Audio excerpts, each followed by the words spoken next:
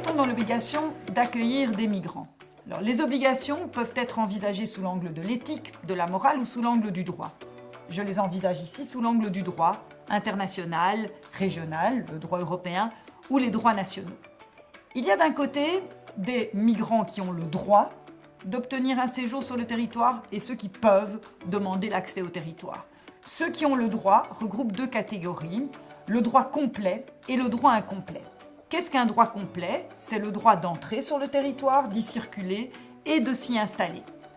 Cela recouvre d'une part les citoyens européens pour autant qu'ils soient autonomes financièrement, et d'autre part le regroupement familial. Le regroupement familial, c'est le droit pour une personne qui a des moyens financiers, qui a un logement suffisant, une couverture soins de santé, d'être rejoint par les membres de sa famille nucléaire.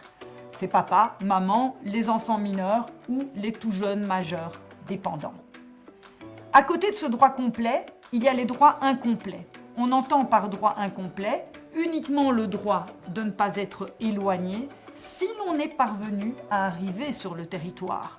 Être parvenu à arriver, parfois au péril de sa vie, comme les personnes qui traversent la Méditerranée sur les bateaux. Et on va retrouver là les catégories des plus vulnérables qui demandent une protection. Les mineurs étrangers non accompagnés, les victimes de la traite et du trafic, les personnes très gravement malades et enfin les demandeurs d'asile.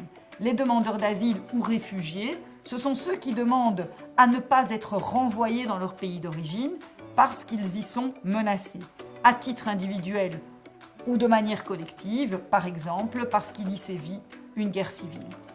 Voilà l'essentiel des catégories de migrants qui ont un droit, soit à l'accès au séjour, soit un droit uniquement à ne pas être éloignés du territoire.